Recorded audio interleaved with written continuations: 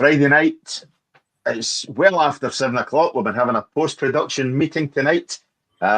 Just discussing some of the stuff we're going to be talking about tonight. We're going to bring up Hearts. We're going to bring up how well Hearts have done, how well they're doing under Neil Critchley. Liverpool. Arne Slott's reached the final in his first season as Liverpool manager. Big Ange didn't get there in his second, but hey, that's another story. We might talk, religion, women's football. We could well be talking about Donald Trump. It's going to be a busy show, but let's try and keep it tonight, Dennis, under an hour and a half. Guys, how are we? Graeme, first of all, how's things?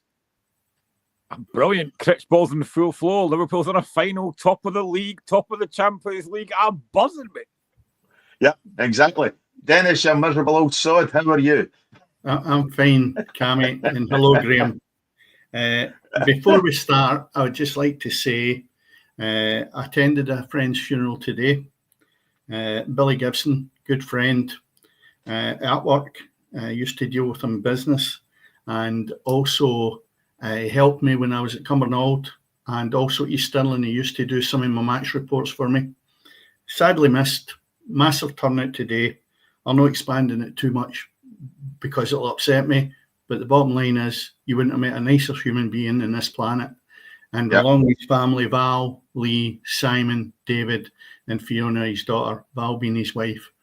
And, he'll be missed. He's a true human being. And when I look at what's wandering about the streets sometimes today, it'll be a sad loss to the humanity. So I hope you rest in peace, Billy. Yeah.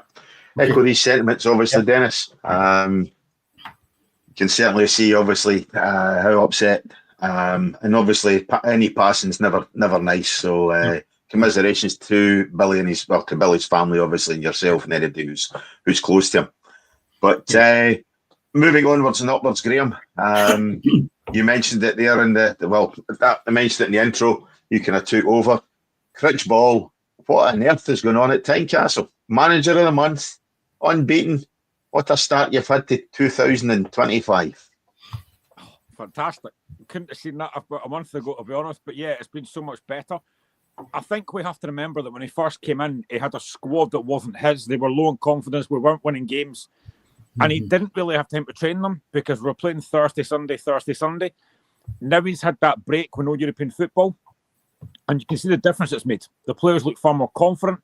Of course, winning's a habit. We're winning now. The signings have been very good. Elton Kabang has been absolutely fantastic so far. 5 goals in 3 games. He's given us pace, power. Jamie McCart at the back's been really impressive. Shanklin's come back. You've got Blair Spittle, top goal scorer for us this season. There's been a massive, massive difference. I can see a style of football. And what I love about him is his interviews after games as well. Now, there was a question and answer session with Critchley yesterday. I wasn't there, but a few fucking know where. And he was asked a couple of questions and stuff. And he actually said, we beat Dundee 6-0 on Saturday. And he wasn't happy because he said the possession stats were 50-50. He wants us to dominate games. And I love that. I love the standard that he's setting at that club. It's what's been lacking for a while.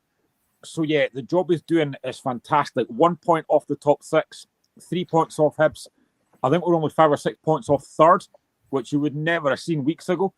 So, yeah, things are looking very, very positive. There's been bumps in the road, of course there has been, and there might be more. But I'm really enjoying what I'm seeing so far. It's been so much better. Yeah. Dennis, we all know you've got a soft spot for Hearts. You know, Tynecastle's a place you enjoy going to watch games, and certainly the way Hearts are playing just now, who wouldn't enjoy going to watch them? Yeah, I'll clear this up again. I'm no Hearts supporter, Cam. You keep saying that. I didn't say a Hearts supporter. I said I know you got a soft spot and enjoy watching games. I'm a Hearts fan. That means you like their football, you like the stadium and everything else. And I do, sometimes I envy the fact I don't go to games much on a Saturday, but certainly my trips through when we're doing the media stuff with Tynecastle was brilliant. Really is. It's a great atmosphere. The pitch is brilliant. It's so close to the supporters. It's a treat, Graeme. I know you enjoy it very much. Hearts, I've said it all along, they needed a forward line. And the difference is the rest of the team's ticking because he's made additions. And when you look at it, you can say there's people out there that maybe weren't performing before are now performing just because there's a couple of additions in it. And that to me has been the big difference. It's been stated from the start of the season, oh, everybody says Hearts have got a good squad and all the rest of it. Just wasn't gelling together. And I've said all along, it needed somebody to take the pressure maybe off Shankland, and he's done that. And I think probably if you look at the window, he has made the best signings in the Premier League for the way that Hearts are looking forward. And it's great for Hearts, and it's, you know, I'll step on it as well. It's great for Hibs, for the Edinburgh side, that they're now starting to look as if they can challenge up the top four in that team, if that league. Yeah, that league, yeah. Yep. Graeme, I'm obviously sitting here, make no secret of the fact I've got a maroon flag behind me. It's not for Hearts, as everybody knows, but certainly, as Dennis says, what both Edinburgh clubs have been doing in the last 2 months has been absolutely fantastic, helped by the implosion at Pittodrie. But who's to say that Hibs and Hearts can't actually be challenging, as you say, for third and fourth spots? There's absolutely no reason we shouldn't be. You know, there has been a definite upturn from both Hibs and Hearts. Sadly, Hibs have picked up, which is a shame for me. But yeah, it has been so much better. And I read the stat last week on something else that I was doing, and at Christmas time, Aberdeen had 34 points, Hearts had 16. Now they've got 35, we've got 30. I mean, the collapse of Aberdeen has been spectacular, but we still had to pick up results, and we have done that, and now we're looking up the way rather than down the way. And, I mean, obviously after Monday, the Scottish Cup game, our next home game's Rangers, and our record against them is pitiful. We've not beat them since 2020, which is not good enough. So that's a big, big step to take if we can win that game. But there's been so much more positivity recently. You know, going to Dundee, a place which is not easy, and smashing them by 6, and that could have been more, by the way. We could have had a lot more in that game. Yeah. But the football we played was really impressive. Some of the goals we scored were really good. The opening goal from Shankland is the type of goal he scored last season. He looks like he's back in form now. And I think signing Cabangu has made a difference now. You know, you can see it's taking a bit of pressure off him. James Wilson, who I think has been excellent so far, but he's still only 17, it takes that pressure off him as well. I think the signings that Critchley's made have been very impressive. We've not seen a couple of them yet because Steinwinder's not played, neither's Khartoum, and Harry Mills only just signed. But if they're as good as what we've got so far, then it can only be a good thing. The only thing, I said to somebody else that it's an 8 out of 10 window for me. The only thing stopping it about a 10 out of 10 window was I think we needed a pacey winger. We didn't get one. But apart from that, I can't be disappointed. It's been very, very good so far. Yeah, indeed. And I mean, is that the difference? Obviously, just the players he's brought in, or had things been on the kind of upward trajectory anyway prior to the signings? And these have just really solidified what obviously Hearts have been the last 2 or 3 months. The signings have definitely helped, but there has been before that even an upward trajectory. And I think you've got to look as well. The Ross County game, we were 2-0 up, chucked it away. The Aberdeen game, if we score the penalty, if we get 6 points out of those 2 games, we're actually above Aberdeen. You know, it's these kind of things that just make a big, big difference. But there's definitely been a change. You can see the style of football. We're trying to play a 4-4-2. We're trying to play, you know, more aggressive, more attacking. And you can see that. And the fans can see, most of the Hearts fans can see what he's trying to do. And he just seems really positive. Like every interview, I listen to managers after the game sometimes, I think, what are you talking about? But pretty much every after-match interview, he's nailed it. He's been bang on everything he said. Yep. He just comes across a really, really good guy, really knowledgeable. And I'll be honest, I said at the time, when he got the job, I was underwhelmed looking at his previous record. Maybe that's ignorance on my part, but the job he's done recently has been so, so good, and long may it continue. Yeah. Dennis, Graham talks here about being underwhelmed by Critchley, and the one thing that Hearts didn't get when he got appointed was they didn't get that bounce back. You know, the new manager bounce that a lot of clubs get. Hearts didn't really get that when Critchley was appointed.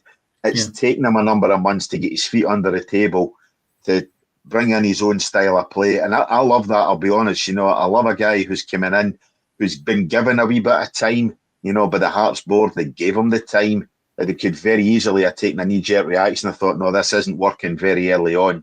But they gave him the time, and certainly they've also backed him in the transfer window So Critchley must be well thought of by the Tynecastle board. Yeah, I think it goes without saying that there would have been a few supporters actually thinking another couple of bad results and he'll be getting hounded. Whereas he has turned the corner.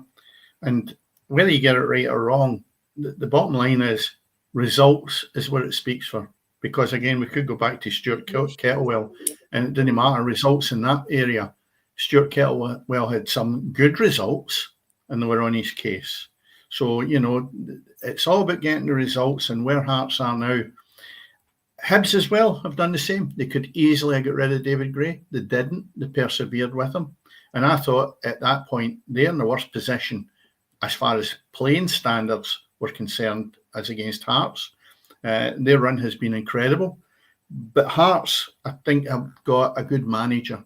And I think he speaks well. And his acquisitions in the window have really impressed me to the point that I felt what he's done is what's missing. You're right, Graeme, you maybe could do with somebody in the channels to maybe get balls into the box. It's up to him to maybe try and make some of the players he's got available slot into that area. But overall, who would have thought for a minute you were going to get 6 goals and you say probably more against Dundee in the last game? You would never have dreamt to that going back 2 months ago. And if you look at the league, and I'm just having a quick look at now, on the last half dozen games, which I'm looking at now, Aberdeen's no win any. They've had 1 draw. Then you look at Motherwell, 1 victory. The rest been draw or defeats. And then you look at Dundee United, 2 victories. Slippy slope as well, although they're doing not too bad. But at the same time, the 2 teams that are looking in the up and up is Hibernian and Hearts. And therefore, I look at that and I say to myself, you've now got, in my eyes, a 5-way top teams. You've got Celtic, Rangers, Dundee United, Hibs and Hearts. I think Aberdeen and Motherwell will fall out of this top area. And there you would not believe at the start of the season, after a month, we'd be sitting saying that they were there. What we did say was Hearts and Hibs would not end up at the bottom of the table. Never. It was never mentioned in any conversations we have had on a Friday night. And anybody that's been on as guests have also said the same thing. And it's been true. That's what's happened. Hibs and Hearts have climbed the table, maybe a little bit more than everybody expected, but what a difference it's made. And we do need, in Scottish football, the Edinburgh Brigade to be challenging against the Old Firm. And the tester will be again. The next game that Hearts have got is against Rangers, but then I think without looking at it, you've got St Johnstone and then St Mirren. I would assume that out of the 9 points available, you could take 6 out of them, and then you could be sitting in 4th spot before too long, before the end of the month. Let's put it that way.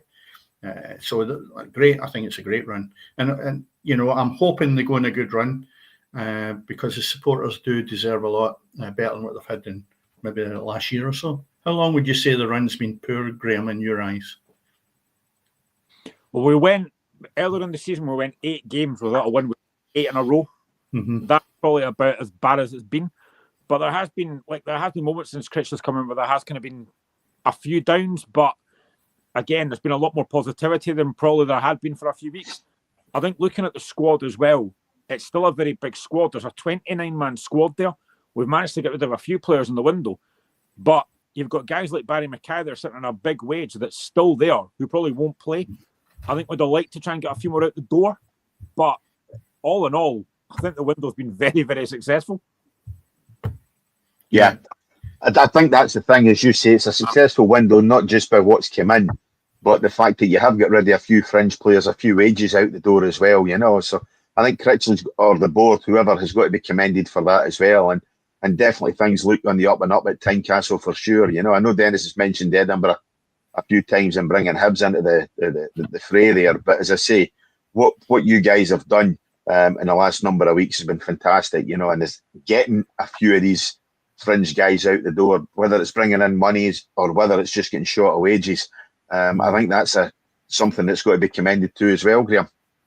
Yeah, I mean, we only signed Oyegoke and Boateng in the summer, and we've got rid of them already we made a profit on Oyegoke. So that's what Jamestown's all about. They've had a hand in this. They're not long in the door, but they've had a hand in the sale of this. We've made money from 2 players that we signed in the summer. So it's a really good deal we've got there. So again, the whole Jamestown thing, I think, is a really good thing as well. Nothing gets done without their basically say so, which I think is a really good thing as well. Because what it's there for is to get us to sign better standard of player that we can then sell for a profit, which we don't do enough. And I think it's a really, really good. I think it's a really, really good thing. So I think the Jamestown's got to take a lot of credit for that as well, because it's been very, very good so far. Yeah. No, as I say, fair play. And as Dennis says, we definitely do need a strong Edinburgh, two strong Edinburgh clubs, So no, fair play indeed to what's happening there, and fair play to, as you say, Jamestown coming in. What you've done in conjunction with Tony Bloom, is definitely absolutely fantastic, So fair play, and definitely a club on the up and up with a plan, and I think that's the thing, is that there seems to be some kind of plan, some kind of forward thinking within the board at Tynecastle, Graeme, and that's fantastic, and can only, once you get through this season, and you've started to turn things round, so things definitely look on the up and up at Tynecastle, that's for sure. Yeah. Tell me something, Graeme. Boateng only come in the summer, as you say. Then you've got Xander and you've got Vargas. Now, when I look at that on the team, if they play to their potential, is just looking there on the bench at the last match, are they going to be strength to the team? I would think so, personally. But do you see them as maybe being players that will leave, or are they going to be battling away for a position and will strengthen Hearts? Xander Clark only just recently signed a new contract. I think this will probably be Craig Gordon's last season. And then I think Xander Clark will take over, potentially Harry Stone maybe in the background. Kenny Vargas is a difficult one because he's signed a contract to 2029. He's on a long-term deal. And at the moment, he's not really shown enough for my liking. He's still young. He got 9 goals last season, first season, but this season will be very frustrating. I think there's still something there. So I think he will add to the squad. Yeah. But I think come the summer, we will see a massive rebuild. I think a lot of players will leave. A lot of players will come in. Obviously, Vargas will still be here. But there is definitely potential in Vargas. And I think there's no way Xander Clark signs that contract without giving guarantee that he's going to play. So I genuinely think this is probably Craig Gordon's last season, and then Xander will come back in. And I think we've been very fortunate. I've said this to a few folk. We have got 2 very, very good goalkeepers. And anywhere else, both of them would be, one of them would be regular starters at their other clubs. Xander Clark is a fantastic goalkeeper. He's just very unlucky that the guy in front of him is one of the best keepers I've seen at Hearts, and Craig Gordon. He's just phenomenal. But is Vargas not the boy that I've mentioned him before, that basically thinks he can do better elsewhere? Yeah, and I wasn't a fan of that. I said that at the time. I thought he was very ill-advised to come out of that, because not long after that, we then had 3 games after he said that where he missed sitters in all of them, and we lost every game. Yeah. And you can't think, well, you want to test yourself against better players, but you can't do it here. Maybe you shouldn't be saying that in the press, son. So yeah, I wasn't a fan of that. Personally, if it'd been me, I would have shipped him out. That's my opinion, because to me that doesn't help the dressing room. And supporters, if he's having a bad time, it will get on his case quite quickly then, because they think he's a big time Billy.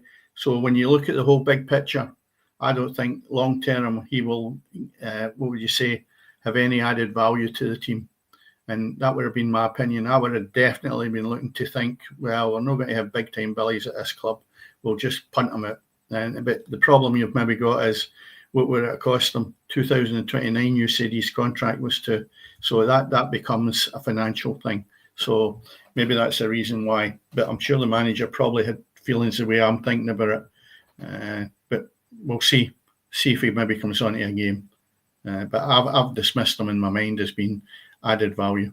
But we'll wait and see. How do you feel about the fact that Hibs are sitting above you? It won't last. They'll Hibs it. They always do. It won't last. No. Tell you that right now. We'll be above them shortly. When you have your prediction and come back on, so we know when it is. Next 3 weeks. Next 3 weeks, right? Okay. So by the end of the month, with the 3 fixtures you've got, you will definitely be above them. Let It's me Hibs. just. They always While bottle you're it. digesting that, I'll go and I'll actually see who Hibs have got in the next 3 games, because. Hibs must have Celtic anyway. Sorry. Probably Aberdeen. They must have Celtic within that period. And possibly, no, they can't get Aberdeen. They've played Aberdeen that often in the last 2 or 3 weeks. They've beat them enough. Well, it says last week, it seemed every second week Hibs are playing Aberdeen.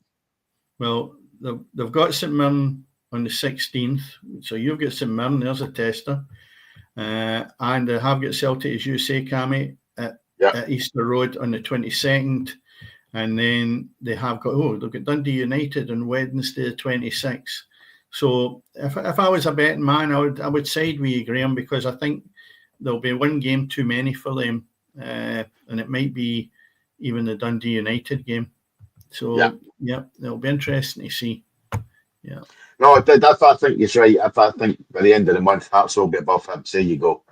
Mm-hmm. Yeah. Whether they're sitting in third spot or not, I don't know. But yeah, Graeme, I think you will be above. You will be above the high Bs. That's for sure. You know what I mean? So there we go. Graeme, it must be great being you just now. Obviously, Hearts are doing fantastic, and Liverpool last night, as we said, have got to the final of the League Cup down south. They're going to play Newcastle. Both London clubs getting knocked out. Liverpool obviously putting paid to Spurs' hopes of getting to Big Ange's final in his second season. And the night before, Newcastle played Arsenal off the park, I thought. And 2-0 probably flattered the London side, you know. So enough. Newcastle, Liverpool promises to be an absolutely fantastic final in the League Cup. But Arne Slott, what a start he's having, Graeme, as Liverpool manager. Top of the league, so many points clear. As you said earlier on, they've won the league side of the Champions League as well. You know, it's surrendering basically the last game that didn't mean anything. You know, but what a start he's had as manager, and his first 6 months have been absolutely tremendous. I mean, I don't know how you even top this now. It's just been incredible. I listened to so many pundits start the season that said Liverpool will struggle to even finish top 4 this season. What do they know? Honestly, what a season he's had so far. I mean, he's not really changed that much. He's brought in Chiesa, who's very rarely played, but the difference he's made in certain players as well, like Gravenberch, has been outstanding. Gakpo has had an absolutely brilliant season so far. Mo Salah just keeps up his goal-scoring run. Van Dijk just looks so cool, so composed. He barely broke sweat last night. It's been stunning, the job he's done. Now, I know folk will say, but it's Jurgen Klopp's team. It is, but even still, you're coming at a team that you've never been at before. You might want to change a few bits and pieces, and he's done that, and it's been incredible. And last night, I was very confident going to that game last night because it was Tottenham, and I'm very confident with Liverpool are playing just now. I had no qualms about that game last night. It was so comfortable. Yeah. Newcastle's going to be a tough game. They're a very good side, and Isak is probably the best striker in Europe just now. He's been frightening. But there's no reason that Liverpool shouldn't go into that game with full confidence the way we're playing just now. And it's been fantastic. You know, slot ball has been incredible. And we've got a game in hand against Everton on Wednesday. That's going to be difficult. The last game at Goodison in the Derby, that's going to be very difficult. But win that, we're 9 points clear. And I think a look at Arsenal, Liverpool. Arsenal are the team I think can really win the title. But, and this is no disrespect to Arsenal, you're not going to win a title with Kai Havertz up front. He's not good enough. So yeah, honestly, I think we've got a great chance here. Listen, that was going to be my follow-up because I've already had a rave about Havertz. The other one you've got as well is Trossard. And then the other one he throws on is Sterling. And I said that 2 or 3 weeks ago on here. I said, if you have those 3 players playing for you as your front line, you can forget it. And I'll tell you what, Arsenal will not win the Premiership. No, not a chance. No chance. And that is a major contributing factor, believe it or not. And the simple reason being, he's not addressed it. I think he's quite cocky, maybe good for a manager, Arteta, but I think he's maybe deluded as well that these guys are going to do a job for him. And it's not going to work. Definitely not going to work, because I've watched them. I watched them against Man City, which they actually, well, what would you say, run amok. But we could go into Man City in a minute or two. But against Newcastle, they just weren't at the races, seriously. And when they get chances, you've got to convert. You know, there it is. It's 4-0 in aggregate. A team like Arsenal, if they're that good, should be at least getting 1 or 2 goals out of that, the two matches there. Yeah. So, no, just on the touching of that, to me, I can't see Notts Forest overpowering Liverpool. I certainly can't see Chelsea when they're 13 points adrift. And then Man City and Newcastle are sitting 15 points adrift. You could almost say that now.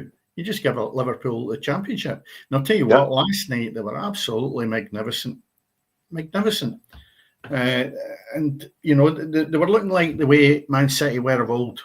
Unstoppable. And last night, that's what I felt. They're really entertaining. Great game to watch.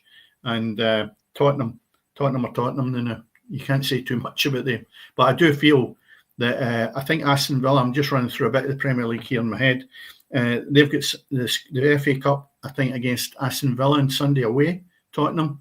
And I think if they get turned over big time, I think Ange Postecoglou could be in a shaky nail because it's no turning right from him. I know he's still got about 10 or 11 injured players, but it's results. It's results. And I think maybe his time will be up after that.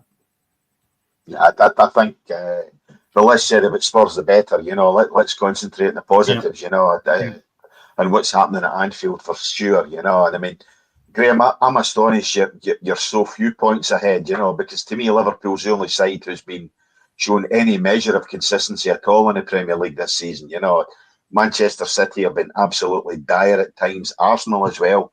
You know, have been very, very poor. Chelsea went in that bad run after obviously the player failed the drugs test. You know, so no, I mean, I'm astonished that the gap's so few points, because to me, Liverpool have been by far and away the dominant force in the Premier League this season, and also that's obviously extending into the cup competitions too. You know, so it's been a fantastic start for Slott, as you mentioned. Mm-hmm. Yeah, and the only side we failed to beat is Nottingham Forest. We got beat at Anfield and then drew at the City Ground, so we can't beat Nottingham Forest. But it's been unbelievable. Like, honestly, I couldn't be any prouder of the team so far. And to be in the cup final with still a chance to win the treble, it's fantastic. And even watching Arne Slott's press conferences, he seems very calm. He doesn't get too high, doesn't get too low. He seems really good with the press. He'll have a joke and stuff. And again, there's always a thing about why did Liverpool not strengthen the January window? Is it FSG? I think it's generally because Slott thinks he's got a squad that's capable of winning this without anyone else, which is fine. You know, and I think you had Jota back on the bench as well yesterday. Darwin Núñez actually I thought looked pretty decent yesterday. You've got Diaz on the bench. Alisson didn't even start, neither did Trent. You've got a very, very good squad there. And, you know, I could wax lyrical about Mo Salah, how good he's been this season. Mm-hmm. He's just gone to a different level again this season, and he does it every season. It's like, when's he going to stop? But he just doesn't. He's frightening. And I think, like every Liverpool fan, I am hoping, really hoping, that him, Trent, and Van Dijk sign new contracts. That's the one thing we're looking for. They sign new contracts, happy days. But I honestly, Van Dijk yesterday was just colossus. Gets his goal. Him and Kanate is such a good partnership at the back. I thought Connor Bradley was outstanding yesterday. There's so many positives. I could wax lyrical all night. There's so many positives to take. Yeah. I mean, that's the thing. He's brought in a few youngsters, you know. He's brought in like Connor Bradley. You know, Jones is playing well, you know. So, I mean, they are looking by far and away, as I say, the most dominant force. And the only possible downside for that, as you say, is Trent, you know, Van Dijk and Salah haven't committed to the club. I think there's obviously Salah does appear to be almost resigned to being somewhere else. But if you can hold on to the centre half and the right back, then that's at least something.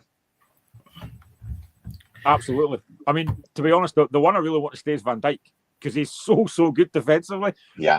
I'd love them all to stay, and players come and go all the time. I was gutted when Luis Suarez left, but we replaced him. I was gutted when Fernando Torres left, but we replaced him. Players can be replaced, but Van Dijk's the one for me that is really difficult to replace. To get a centre half as good as that, as commanding as that, is very difficult to do. Yeah. Well, you look around the corner up the M62, or the M, whatever it is, at Manchester United, they're still struggling to replace like Rio Ferdinand, or whatever else, what the best they can come up with is Harry Maguire, so you're right. Good centre halves are very, very difficult to replace. And that can take a hell of a long time, to replace them. But talking about Manchester United, what's more important, Manchester United men or Manchester United ladies? If you're Alan Brazil, it's definitely the men, but if you're Shabana Hearn, she's more intent on obviously seeing how important the women are at Manchester United. I must admit, I tend to agree with Alan Brazil, and as much as I think, yes, that whilst the women's game is gaining in popularity, I think most Manchester United fans really only do care about if the men can turn things around. Graeme, what's your thoughts before we come on to Dennis? So to put this into context, I was listening to this a couple of days ago. So it was a talk sport. Shabana Hearn was talking about, I can't remember what it was called. It was Mission something. But it was basically... Mission 21 and Mission 1. That was it. But it was basically Man United women trying to win the WSL. And she was talking about how it's important for the Man United women to obviously win this. And Alan Brazil wasn't having it. He said that most Man United fans don't care. It's about the men's game. Now, there were some parts I agreed with, but it's the way he put his point across. It was quite kind of ignorant and very demeaning of Shaban, who actually stood up to him very well. She basically called him a dinosaur and stuff. I watch Hearts women quite a lot, and is the standard fantastic? It's not brilliant, but it's still a decent game at times. But it's more the way that it's not what Brazil said, it's how he put it across that I didn't really like. He was very, very dismissive, I thought. And, women's game, okay, maybe it's... I think there is definitely a lot of good things happening. And to be fair, he actually did say the women's game is getting a lot more stuff about it, which is fine. But I just thought the way he put it across was very dismissive. Yeah. And that's what I found a bit disappointing for me, was the way he put it across. Dennis, I've only read, and I was reading it there whilst we were chatting, I've read Brazil's comments. And yeah, whilst I agree with a lot of what he said, I haven't heard the tone, I haven't heard how it was put across. I think, as we say, the women's game is up and coming. As Graeme says, there's a lot of positives coming through from the women's game. Whether you agree with the fact that that's a good thing or not, I think we have to look at the fact that Brazil's 65. And I think Jeff Stelling's come out and he's been very, very critical of Shabana Hearn for calling Brazil a dinosaur, basically taking that it's been referred to as his age rather than a point of view which may be well outdated, So there's definitely arguments happening at Talk Sport, Dennis, that's for sure, over women's football and dinosaurs and everything else. You're asking the dinosaur. So what's the point of me putting my tuppence worth in if I'm a dinosaur as well? No, I didn't say that. As I say, that's what Stelling's come out and referred. So where do you go from there? No, I know, but that's it. Okay, right. I'm not going to have a rant about this because I have an objection with the money that's spent on women's football at the top flight, and I call it value for money. I think when there's lesser teams having to scrimp and scrape to get on pitches at the lower divisions, women seem to have what would you say, they'll get the Ferrari before the license. Whereas I look at guys that are in amateur parts tomorrow, busting a gut, really trying to, what would you say, achieve a goal of maybe playing in a senior pitch at some time in their life. If the parts know like a bowling green with these so-called women footballers at the top flight, they're going about moaning moaning their head off. Whether I'm a dinosaur to make that comment about them, I don't care. But every corner, it's as if they're looking for attention. Now, I'm not going to go too far with this, but what I will say is, if you turn out and have a Messi or a Ronaldo or a goalkeeper that can stop a shot, I'll start to sit up and listen. At this moment in time, I dip in to watch women's football and come back out of it. And it's slightly improving. So it's not a total negative. But the money gets injected into it that Scottish football, as an example, doesn't have. You know, I mean, you look at some of these trips, the money's not generated through people coming through the gate when Scottish camps away in Spain, sunning themselves, doing their training, which is great. But we don't have that amount of cash in the financial climate that Scottish football's in to be, what would you say, allowing that to happen.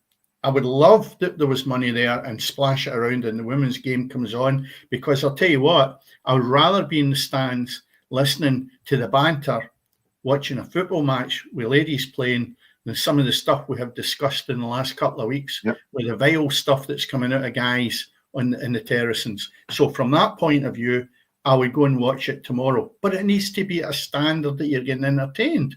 The level is miles away from where people will sit up and say it's good. Now, people get sucked into this trap, and females get up marams when they're asked the question because guys are no singing the praises of it.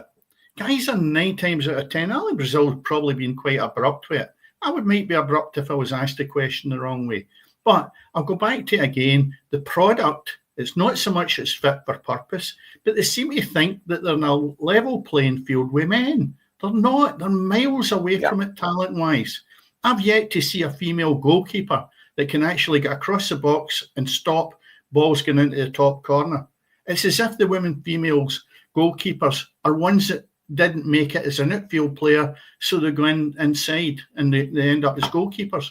My view has been for a long while that a female, and I'll tell you what, there have been some good strikes with females scoring goals, but a lot of them are stoppable if you've got an average goalkeeper. And I think if the game was maybe addressed that you could see good goalkeepers, it might improve it a little bit. You might say, well, why? I'll say because every time I see it and a female strikes a ball for, say, the edge of the box, hit the target, it's a goal. That's a bit extreme, and I don't want to be extreme, but come back to us, stop looking for attention, stop moaning when things don't go your way, go and get the product on the park, and a dinosaur like me will be really tempted to go and watch it. Yeah. Graeme, for those who don't know, and I include yourself in that, Dennis and I, a number of years ago, actually had a kind of a meeting of wills, or however you want to call it. We had a female player on the show a number of times. And as I say, I'm going back 10 years, you know, and it's the radio show Dennis and I used to do. And Helen would very, very regularly describe women's football as a product entirely different from the men's game. For long enough, I felt women, they didn't want to be associated with the men's game. But now you have females who are punditries who are pundits in the men's game. And I think that sort of differential is no longer there, where the game of women's football is regarded as a different product from that of the men's game. And I think that's part of the problem that a lot of people maybe have with the women's game, is that they try to draw comparisons between that and what women themselves considered as an entirely different sport in men's football a number of years ago. Yeah, I mean, what I will say is, I'm going to caveat this. What I will say is a lot of good stuff happening in women's game, and Hearts women have been fantastic this season. Eva Alla's done a fantastic job. Me and my lad have been a couple of games, and some of the football's been pretty decent. So I am going to caveat that by saying there's a lot of good things. But I've also had this conversation with a couple of guys on my other podcast that I do, and I've seen quite a few games where, like, I set up flash score, and if I don't watch a game, I'll set up flash score. And for example, you see Glasgow City, Rangers or Celtic, a team 12 or 13-0, and I think, what's the point? I mean, what are the ladies in that other team learning from that? You're just getting hammered every single week. I can't remember who it was. I think it wasn't Glasgow City, it was Glasgow Women or something. they were getting consistently hammered 14, 15-0 every week. And I think that cannot be good for confidence. What are you learning from that? And as well, I think there are some really good women pundits. There's also some terrible ones. And I've no issue with women pundits. I'll be like Joey Barton in a minute, but I've no issue with them. Some of them are actually far better than men. And I've no problem with that at all if they're good at their job. But if I went to, I love football, but I'm not going to be a great pundit. But if I hear women that actually talk sense, and I'm like, do you know what? That's fine. There's a lot of men who talk absolute nonsense. I've no issue with women coming into the game at all, as long as they know what they're talking about and they're good at it. That's what some of the issue, I think, is as well. Yeah, exactly. I think a lot of them are there. Let's be honest, it's the old box ticking exercise. Let's see how many females we can get. Let's see how many people of colour we can get. Let's see what we can do in terms of a sporting organisation or a media organisation. Let's see how many boxes we can tick. And I'm in total agreement with you. If a woman's a good commentator or a good pundit, and I'll be honest, I love Anna. Is it Anna Winstonholm? The female boxing commentator, or whatever you want to call her. Who covers women's boxing for Sky, or who's a woman who covers men's boxing for Sky. I think she's absolutely fantastic at what she does. Kelly Dalglish's daughter's another one. Is really, really good at what she does. But again, it's like everything else. They have to be in that position through talent, not just purely and simply through box ticking. But I think we're moving the argument possibly further away from where it should have been, But at the end of the day, I think, bringing it back to Alan Brazil, I think Brazil was right. At the end of the day, most football fans are more concerned with Manchester United men winning their 21st title rather than women winning their WSL. It'd be great for Manchester United women, yes, but I don't think necessarily it'd be great for Manchester United Football Club. Full stop. I just think they want to encroach in the men's game without having earned it. That's my feeling.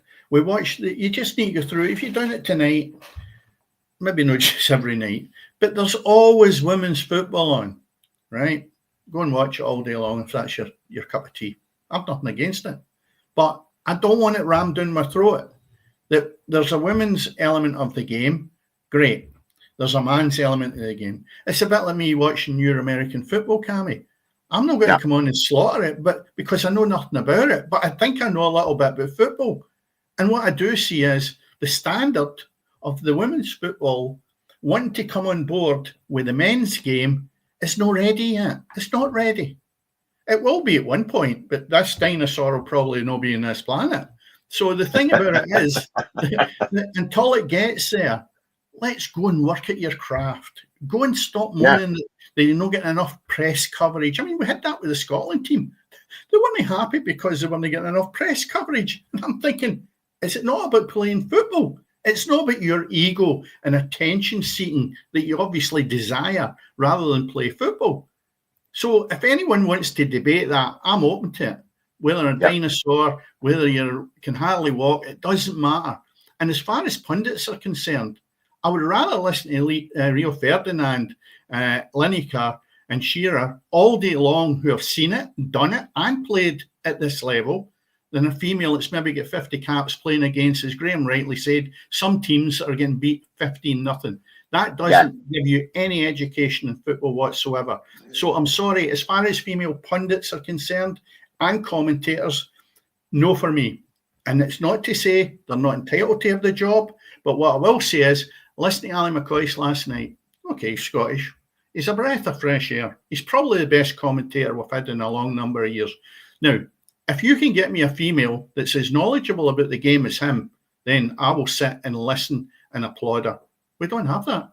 We have so many that are using cliches that is beyond belief. And if you sat down and put them in a studio, other than them being cued to come in with what their thoughts are, they sit there and then they come out with a big spiel. And I'm thinking, you're not bringing anything to the game for me. Now, again, I'll go back. If they're good enough, they should be there. Just now, they're still cutting their teeth. So I'm going to finish the rant there because it sounds a bit unfair, but it's not ready for me, the women's game. If you want to watch the women's game, I've nothing against it. And I'm delighted that they're enjoying it. But please don't be ramming it down their throats. I was going with Dennis, mentioned Rio Ferdinand, who is the worst pundit ever. Well, we need to agree to disagree. I'll listen to him all day long because he's played at the top flight, Graeme. And we need disrespect to you or me or Cammy. He could leave us standing with the game. He's seen it, done it.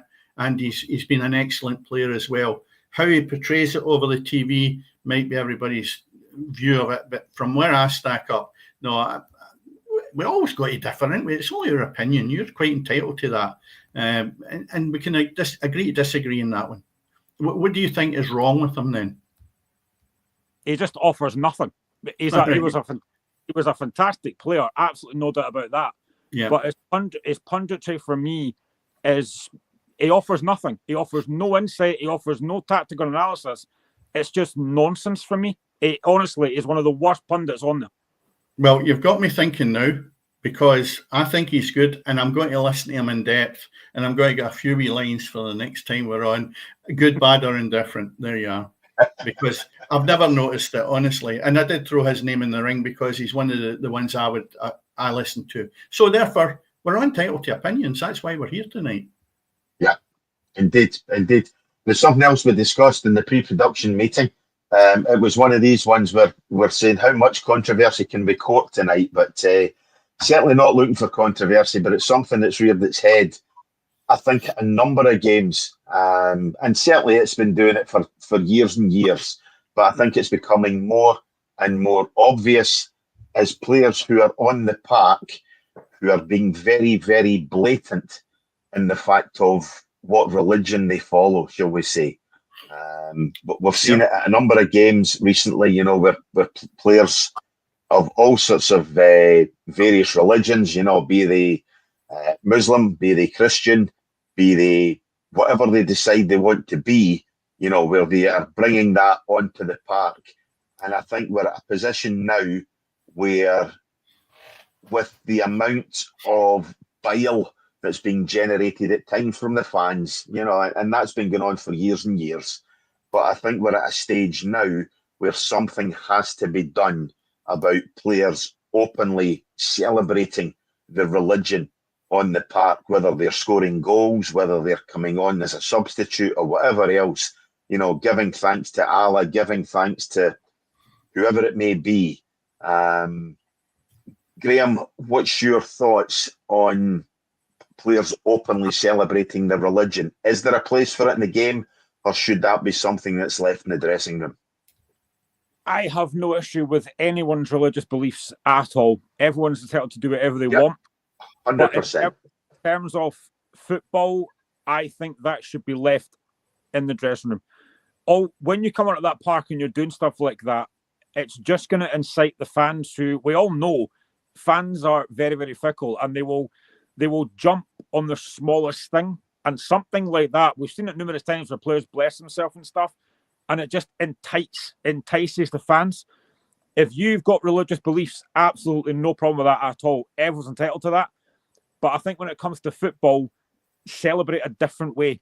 Leave that kind of stuff in the dressing room. Dennis? Well, I mentioned it. It was probably me. Can you top that? I mean, let's be honest. Yeah. Well, I raised it because watching the Rangers game, and as you say, Cammy, it's gone down through the years, and people at children just pick it up. And an example of that's Egan, right? He's playing with Rangers. He scored a few goals now, and he's been finishing well, right? But he's beginning to get cocky on it, and I mentioned this last week. But now what I'm seeing him doing, now whether he's done it for the beginning, it's not stood out as much. He's actually gone to the pitch like this at half time, and he stood there for about 20 seconds. And he actually looked at the corner of his eye to see the camera was on him. And I'm like, why, again, it's back to this attention seeking. Why does he need that? And I've stated a long while ago, see if your religious beliefs are like that, don't take them onto a pitch. Mm-hmm. Do not take them onto the pitch. If you look at what we have in Scotland, especially the west of Scotland, Celtic Rangers. Now, if he can come onto the park and give it all this, I'm nothing against his religion. None of the religion bothers me. It's everybody to their own thing, the same as Graeme's done. But what I find offensive is that it can be a touch paper to how aggressive supporters can be. And if they've got a religion, why you ram it down their throat? I've just used that twice with the women's football, and now we're on to this about putting it down people's throat. We don't need it. You can do all this in the dressing room, and managers should instruct players, do not be out there doing your religious beliefs. You're out there to play football, son, nothing else, right? Mm-hmm. You imagine, and I've just used Egeman, a Catholic player at Rangers, who Rangers have tolerated, and he goes out there and he stands for 20 seconds before, this is half-time we're talking about, stands in the touchline for 20 seconds and blesses himself, whatever it is, right? Does that. Do you think he'll be a fan's favourite? They'll be wanting to maul him if he has a bad game. That's the way it is, right? So I think it's a thing that we could rectify quite easily. I look down south, and another one that jumps out in front of me as well is the wee boy Sterling. All of a sudden, he didn't do that way back. All of a sudden, it's all this, oh, hallelujah, and whatever they want to do. And as I say, I've no problem with it, but please do it in the dressing room, because I find it offensive. There is no need for it. You don't need the attention. And what's happening is youngsters will start this. Youngsters will start this because they pick up everything players do.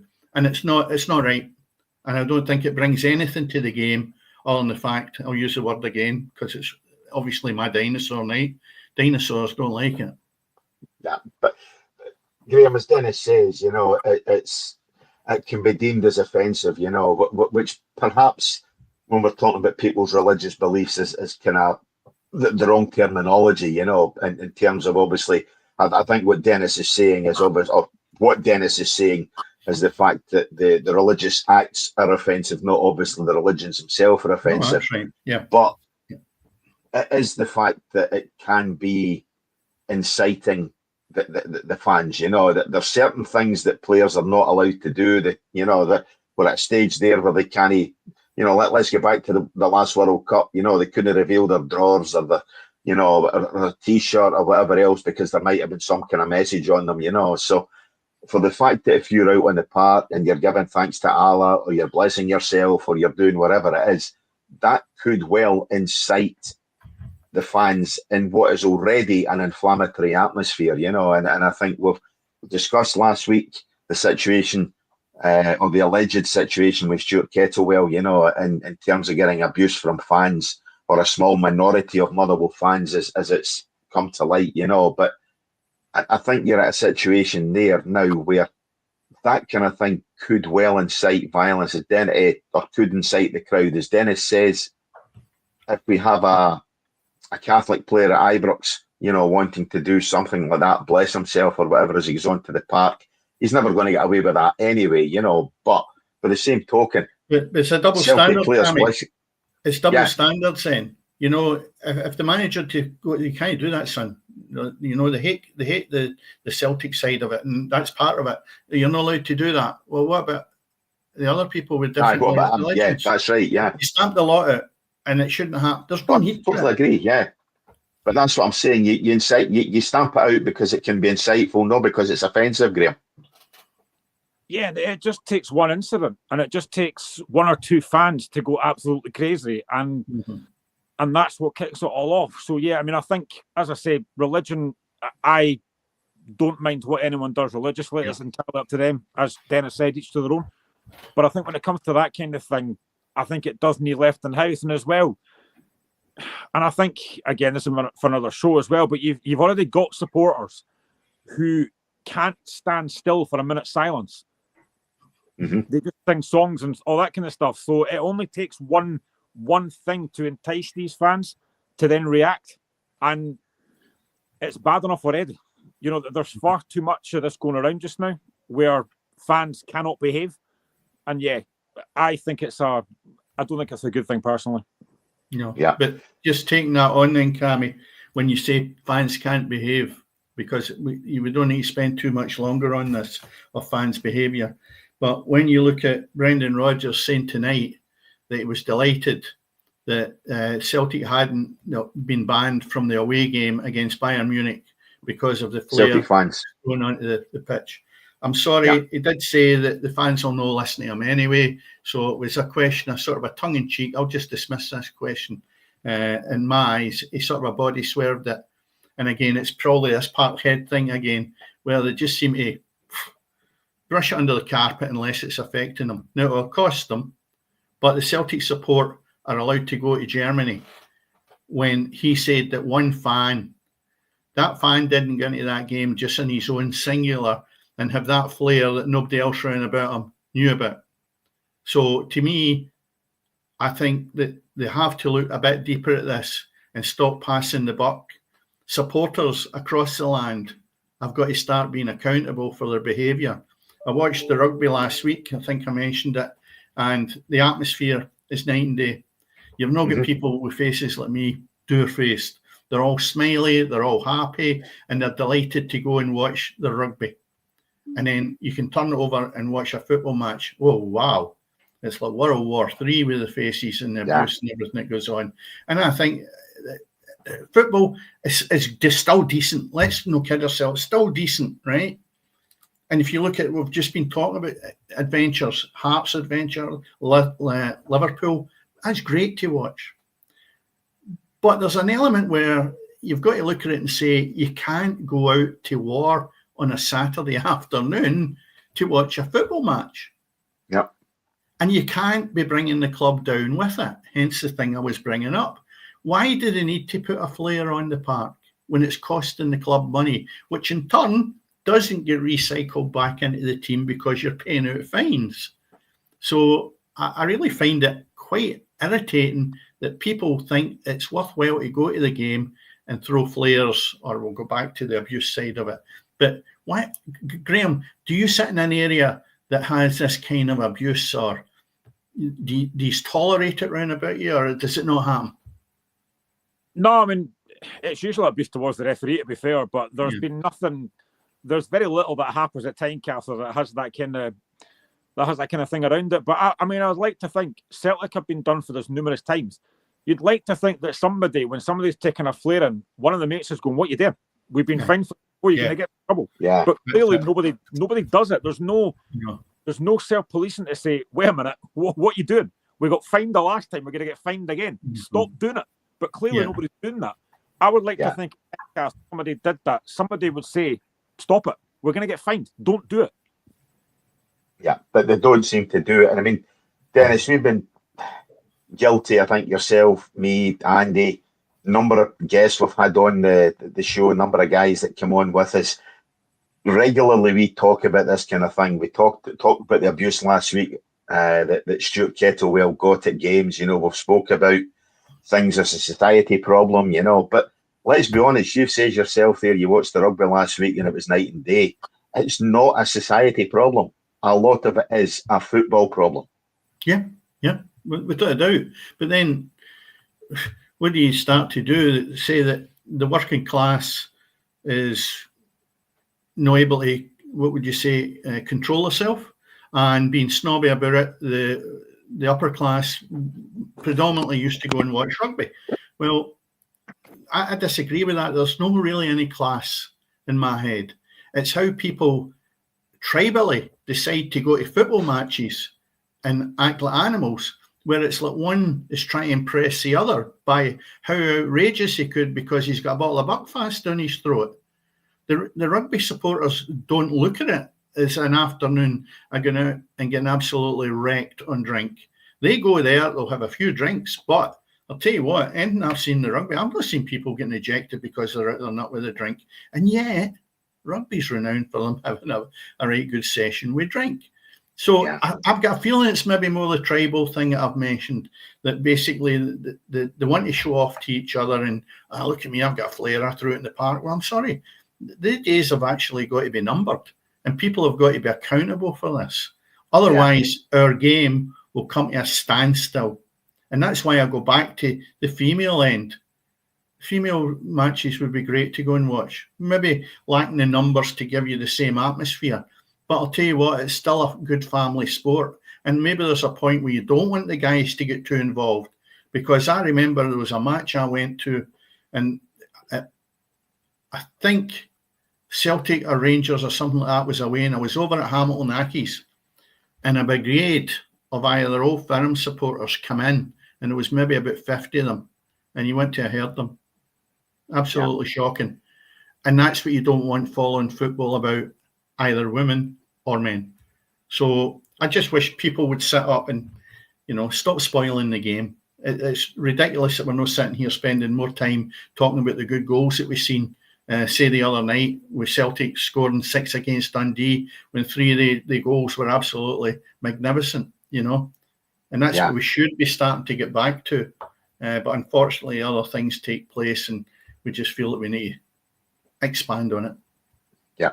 Well, Graeme, we managed to chat last week, as I said, our longest podcast last week with Andy Millen. We actually went for 90 minutes, believe it or not.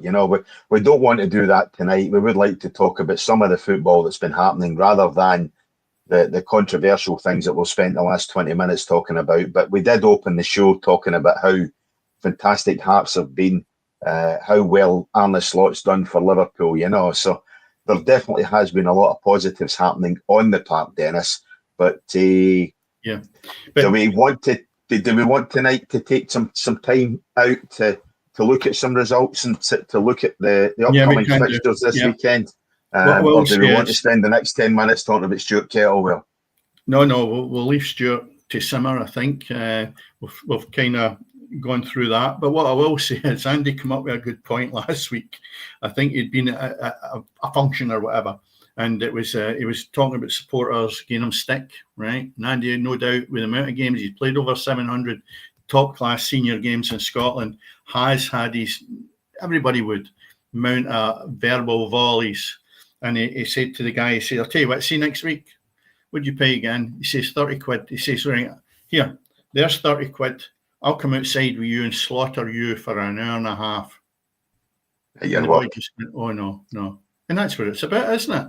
You're entitled to shout, but absolutely abuse and getting slaughtered. No. So anyway, sorry. What you want to start with?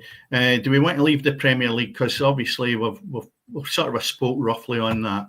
The fixtures from last week was a great result on Wednesday for Celtic, 6-0 against Dundee. Then Celtic winning the Sunday before that, 3-1 against Motherwell. Brilliant result for Rangers. I think they're beginning now to come a wee bit more in stream.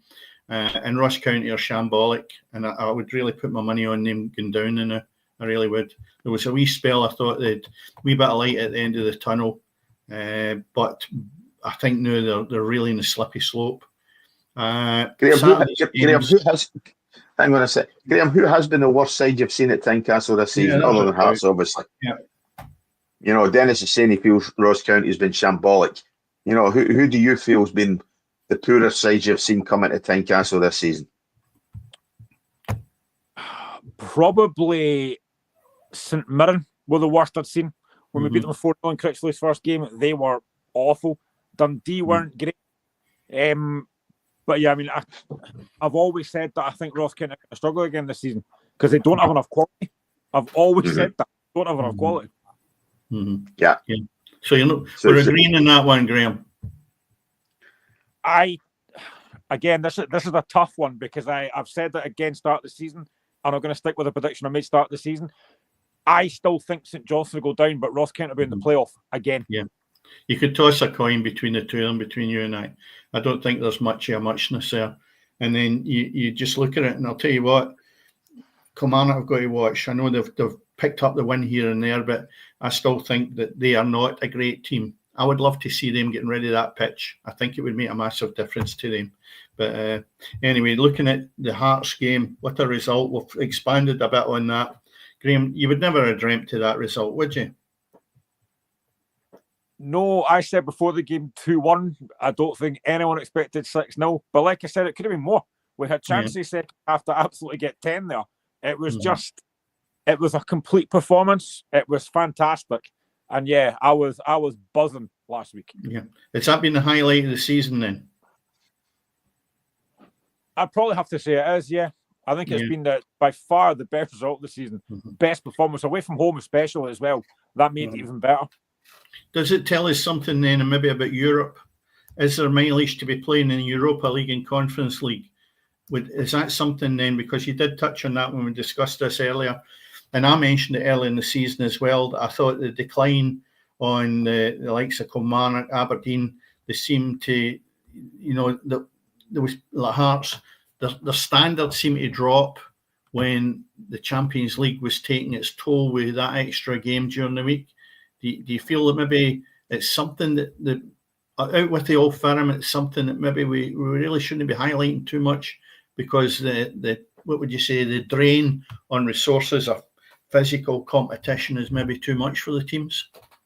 Yeah, I mean, Europe's brilliant. Don't get me wrong. I love being in Europe. Money you get for the wins and stuff. But playing Thursday, Sunday is very difficult. We didn't have the squad to cope with that. We didn't have the consistency to cope with that. We didn't win a game after the European game. So that is how tough it was. So I actually think, and I said this to mates as well, as much as I love European football, I think it has benefited us being out of it now, that we can concentrate solely on the league. I know a lot of folk won't agree with that, but that has been a massive, massive help, I think. The fact we're not playing Thursday, Sunday. Yeah. Carrying on, Hibs had a good result against Aberdeen, 2-0. St Mirren went down 1-0 to St Johnstone, and Kilmarnock had a great result. That is a really good result against Dundee United, 1-0. We look at the fixtures. I think now what we're doing is we're away to the 15th before we get anywhere. What we've got coming up next is the Scottish Cup. Just now, Hibs and Ayr United are drawing nothing each, 23 minutes played. And tomorrow we've got Dundee are playing, and just bear with me, Dundee are playing Airdrie. Airdrie. Livingston have Cove Rangers, St Johnstone, Hamilton Accies, and Celtic Wraith Rovers. Good money earners for the likes of Wraith Rovers. The ties there, I don't know. Andy Millen has said that if he really rates Livingston, who have been going exceptionally well, but I don't know. I think Cove Rangers could maybe be a shock to them. It's highly unlikely, but I'll stick my head out in that one. Dundee, Airdrie, any shocks there, guys? Nah. No, what I will say is I don't think Airdrie put 6 past Dundee. No, that's true. What about St Johnstone, Hamilton? I fancy Hamilton. Yeah. Graeme, yourself? Because we're talking about them near the bottom. I'd go for St Johnstone to win that. I think it won't be easy, but I would go for St Johnstone at home. Aye. I think that's a hard one to predict. On the Sunday, here's a tester. Aberdeen have Dunfermline Athletic at 12:30. Where do you go with your manager at Aberdeen if Dunfermline manage to get something out of this? I don't think they will. I think Aberdeen will have enough for that one, I'll be honest. I think Aberdeen at home will have enough for that one. But Dunfermline have fallen away as well, Every managed to beat Dunfermline a couple of weeks ago, So, no, I quite fancy Dunfermline for that one, Graeme. Aberdeen for that one, Graeme, sorry. The longer that game goes at 0-0, the more nervous Aberdeen will get. I think if Dunfermline might get the first goal, they could easily win that game. But I would fancy Aberdeen. Yeah, I would expect so. And of course, Rangers got Queen's Park at 3:30 on the Sunday. Great day for Queen's Park, probably good money earner. But I can't see any further than Rangers in that one. And then you've got Monday's game, which is yourself, Graeme. St Mirren, you've got at Paisley. So do you think you'll get into the next round? I think it's very difficult. We're on a good run. Away from home is not easy, and the Premiership side. I think this could easily go extra time, but I'm going to go for my own team to sneak it 2-1 in extra time. I think it's very difficult. Yeah. Here's a thought for you. Would you take Hibs going through and Hearts going out? No, but I only asked that obviously in terms of the league. Never want Hibs to get one over on us. Never. No, just in terms obviously for the league. And in terms of, Hibs will get extra games in the cup. No, because Hibs could win the cup, and I can't have that. There's more chance of Dennis looking a dinosaur than Hibs winning a cup, mate. Well, to be honest, I'm a bit like Graeme. I wouldn't want my closest opposition to go any further. No, I agree with you. I just thought it was a pertinent question. I totally agree. Yeah. When we look at the championship, you've only got one game on Saturday, which is Falkirk against Partick Thistle. Moving into the next division, fixtures rather than look at anything else, we have Alloa have Dumbarton, Arbroath Inverness Cali, Montrose Alloa and Stenhousemuir have got Queen of the South. Cove Rangers are playing Montrose on Tuesday. And as far as that league is concerned, Cammy, would you have thought that Stenhousemuir were going to be at the top at this point in the season? Maybe not this point in the season, but we spoke earlier on in the season with James Kane and discussed Stenhousemuir's prospects, and I definitely did think there'd be a top four side. But in terms of leading it, I don't know. But the one thing you've got there is there's no side getting any level of consistency at all, be it Arbroath, who we thought were going to push on, but they've fallen away in the last couple of weeks, to right at the foot of the table. Inverness, since they lost their 15 points, have actually hit a bit of form, so it's one of these things. My tip for the tops, Inverness. What would that be like if Inverness actually managed to win that? I think it's highly unlikely. But I would say about your points deduction, Dennis, and you're actually looking at a top four spot. Well, the gap between them is 13 points from 9th spot in that division to the top. And if you take the top top 6 in that division, there's only 5 points between them. A really tight league. I think we've mentioned that before, actually, that it's a really tight league. Yeah, there's no side putting the run together. I'll just mention back, and obviously before we go into the fixtures, your bogey team, Cammy, turned you over again. Bonnyrigg Rose beating Clyde 2-1. What do you think of that? Come on. You need to have a wee rant on the back of where your team is going, because you're still at your 9th spot. I thought there was a wee indicator that you might have actually been going somewhere, but it seems to have backfired a wee bit in recent months, is it not? Darren Young in the last few weeks has seen his side, as we've talked about in the past, decimated by injury. They really have been. There was a time there they were only managing to field 3 substitutes and 2 of them were injured. So I mean they really were decimated, and the other one was a goalkeeper. So that they really have been ruined by injury. And any hopes I think that Darren Young had of getting his side in the top 4 have fallen away. Bonnyrigg Rose, the pitch is absolutely dreadful, but I will say it's the same for both sides. But obviously Bonnyrigg are playing on it 18 times a season, whereas the visitors only play on it twice a season. And I think that's the difference. The park was dreadful again last week by the looks of things. And Bonnyrigg Rose again ran out deserved winners. Clyde cannot take any points away from home at all. They're back at home again tomorrow against Stranraer, and I think they should turn things round. They've got a couple of signings, so they should turn things round and get a victory tomorrow. Yeah. Well, Bonnyrigg's playing Peterhead, Clyde Stranraer, Forfar Edinburgh City, Spartans against East Fife, and still in Albion have got Elgin City. Bottom of the league, Forfar. Second bottom, Clyde. And then you've got I'll tell you what, it's a 6 point in a lot of ways, because you've got Stranraer, they're sitting a point above you, Clyde, and therefore you could leapfrog them, Cammy, and leave them a wee bit behind you. Top of the league is obviously, as it's been for a while, East Fife. Peterhead dipping a little bit, but I still think that was my tip. They've got a chance still to come back. And the other team that's been doing really well is Elgin.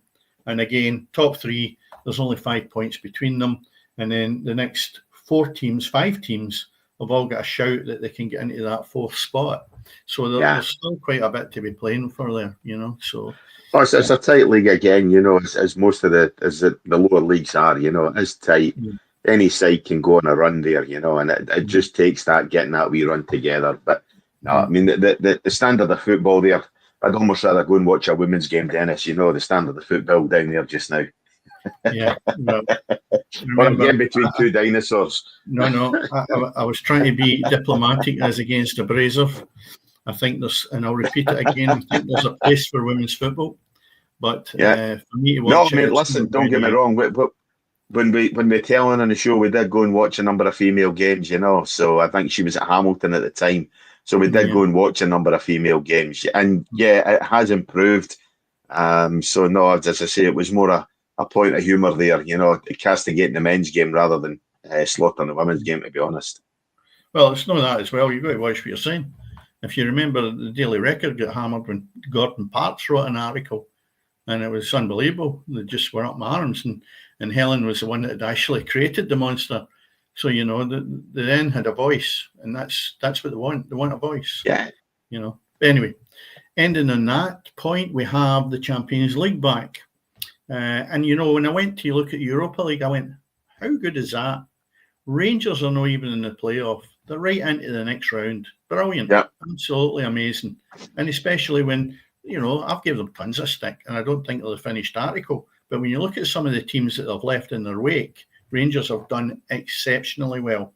Well. But I still think they're under a cloud when it comes to money, because the Rangers manager actually said the boy Lyle Cameron from Dundee has signed a pre-season in the summer. Contract. Yeah. But what was quite stunning to me was when he said, and somebody asked him why they not get him in the January window, they said it was a financial decision. Surely, if Rangers can't afford to have a financial settlement in place to get somebody from Dundee, they're in a bad way financially. That was what I picked up in that. So maybe they hope that they're going to get something in the summer. You never know. But we'll just need to wait and see. So hopefully Rangers don't have a game. It's still a few weeks away, maybe a bit more. I think it's in March before the next game is. And when we look at the Champions League, on Tuesday night, we have Manchester City against Real Madrid. Now, I'm touching on that one because how embarrassing is this going to be for Manchester City? Because I think they are absolutely shambolic now. And I feel that Pep Guardiola needs a change because these guys are not doing it for him. They used to be the equivalent of what we said at the start of the programme about Liverpool. They're a shadow of that. And they were so bad against Arsenal when I watched them last. So bad. Yeah, Manchester City against Real Madrid, Graeme. Yeah. Not that long ago, that was a European Champions League final. And now it's a playoff to get into the last 16 or whatever it is of the competition. Yeah. How dramatically have both these sides fallen in Europe, Graeme? Oh, how the mighty have fallen. I love every second of it. It's been unbelievable. Like, nobody could have seen that coming. Like, Man City had to win against Bruges just to get in the playoff last week, which is crazy. They've both been so poor. And Man City, I find them quite boring to watch. It's very, very slow tempo. There's no real patterns of play like there is at Liverpool. It's just very boring. And I know this is going to sound daft to say this, but if Erling Haaland doesn't score, I don't know what else he does. Like, he offers nothing up front apart from when he does get his head in a goal. But honestly, I'm looking forward to that. That could be a really, really good game. Even though it's a playoff, I think that'll be a really interesting game. I generally can't predict who's going to win it, though. I think it's so tight. Well, they've got Man City's got a mountain to climb before they get to the Real Madrid game, because you imagine the tie they're in. Leyton Orient they've got in the next round of the Cup on Saturday or tomorrow. So they go from Leyton Orient to playing Real Madrid. What a banana skin that would be. I think they will take care of them quite comfortably, but they need to be rattling goals in to get themselves together, because 5-1 against Arsenal is just not acceptable at any level, whether it's a cup, whether it's a league, it doesn't matter. I mean, that was an absolute going over, and I don't know how they turn and come back from that. But it'll be interesting to see if they've got what it takes to even, I don't know where they'll end up in the league, but they need to be battling. Or I'll tell you what, it's curtains for the manager. There's only so much that they will put up with. I don't think a team miss one player as much as Man City miss Rodri. Yes. Yeah, I think you're right in that, Graeme. Yep. Big miss. And all the 100%. Guys just not turning up. Yeah. They're just anytime you watch them, they just do not appear interested. Other than Phil Foden, Manchester City do not appear interested, and you're right what you say about Haaland. Yeah, you've got to have a striker there who's a focal point who's going to score goals. I totally get that. but he offers absolutely nothing. He doesn't come back. He doesn't hold the ball up. He does very, very little other than put the ball in the back of the net, and I think with what football is now, you need a player who can bring other players into play as well, and Haaland just doesn't do that. I'm sure he's bothering with you, actually. I think I just heard a big jet going over the roof, and it might be his. I mean, you look at it, £200 million for a player that is absolutely magnificent when he's on song. And imagine what he would be like, Graeme, if he was in the Liverpool team. Wow. I mean, he's a great player. I have never, ever seen a 9.5-year contract in my life. I know. Well, the manager didn't know about it either, because when he was interviewed, he actually went, "Oh, is that right?" Anyway, let's just look at the other tie. That's what we went on to the Champions League for, was basically Celtic have got Bayern Munich. I think that's a great tie. I said it last week that basically not qualifying was not something major, because they were going to end up with Real Madrid or Bayern Munich. I don't think they've got what it needs to win the Champions League. So why not get a magnificent tie out of it before they can either progress or go out? And you'll not get, I'd say that's probably second best. If it's no Real Madrid, then Bayern Munich. So I think that'll be a good tie for the Celtic supporters. I don't think it'll get It could be interesting. I don't think so. I'd be very surprised if they get something from it at all. Yeah. But the way the Champions League this season has been, Dennis, I wouldn't be at all. Yeah. I don't think it'd be a massive shock if Celtic did manage to sneak through, because I say the Champions League's thrown up some crazy results, Graeme. Yeah. Okay. That's a belter of a tie, that. Absolute belter. Harry Kane at Celtic Park. Yeah, I know. I'm buzzing for that. Even as a not-Celtic fan, I think that is an absolute belter of a tie. There's every chance Celtic could either get an absolute hammering or they could cause a real surprise at Celtic Park. Mm-hmm. Yeah. Well, time will tell. Anyway, I think we've exhausted our time, Cammy. We're nearly getting to this running wild an hour and a half stage of the evening. That's where the dinosaur ranting away, so I can't get away from it. Listen, it's been a very productive but lengthy show again tonight, but thanks very much to Dennis the Dinosaur. That's your new nickname. We need to put that up next week.